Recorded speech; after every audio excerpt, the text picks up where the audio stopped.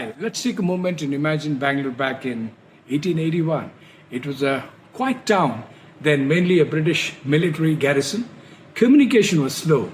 Messages were carried by horse riders or runners, and sometimes important information just didn't make it across the city in time. Then something unexpected showed up in the British officer's room, a strange wooden box with a crank and a wire attached to it. This device promised something incredible. It claimed you could speak into it and your voice would instantly be heard in another building without sending a messenger. For many officers, this was a fascinating technology. But in the older parts of Bangalore, the common people heard rumors about this talking box and mostly dismissed it as a magic or a trick. For more than a decade, the telephone remained an exclusive novelty locked inside a limited number of government buildings in what was called the cantonment area in Bangalore. Moving on to 1896, the telephone started to find a practical use. Engineers stretched an 11-mile telephone line from the city to the Hesarghetta Reservoir at a cost of about 4,000.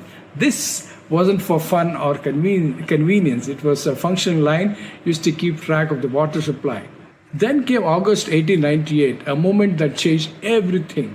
A train arrived from Mumbai carrying something deadly, the bubonic plague. The disease spread rapidly. Parts of the railway staff became ill and soon panic gripped the city. Shops closed, streets emptied, and nearly half of the population of about 90,000 fled in fear. In this chaos, the government officials faced a harsh realization. The way messages were being sent was far too slow. Delayed warnings were costing life. One health officer sent out a warning note carried by a runner, but by the time the message reached its destination, the plague had already spread to more streets. This crisis sparked desperate but a necessary decision. The administration chose to wire the entire city to keep communication swift and efficient. For the first time, telephone lines were run not as a luxury but as a vital tool for survival. Healthcare, police stations, railway yards, sanitation teams, around 50 government offices were connected, creating a web of communication critical to manage the outbreak. Every phone call could mean the difference between containing a new cluster of cases or losing precious time that could save lives of many people. By 1899, these lines were busy, carrying about 122 calls a day, which is remarkable given how few people had phones just a year earlier. There's an interesting side story here. Copper wire suddenly became so valuable amid this expansion that thieves started to steal it at night, often melting the wires down to make deliveries. So the authorities had to come out with a radical solution, and they did, running a 1,000-volt electric charge to the wire lines in the evening. This dangerous measure effectively stopped the thefts. Eventually, as the plague faded and the distress subsided, the telephone stayed.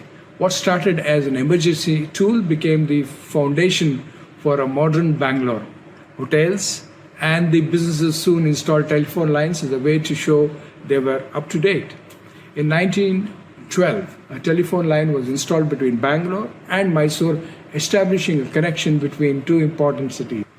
If the plague wired Bangalore, the next big leap came a few decades later, when India decided it would no longer just use telephones, it would build them. In 1948, right after independence, the government set up Indian Telephone Industries, later called on ITI, in Bangalore, as India's very first public sector enterprise with one clear mission: manufacture our own telephone equipment instead of importing it. If you like the story, I'd like you to share and subscribe to our channel. Thank you very much.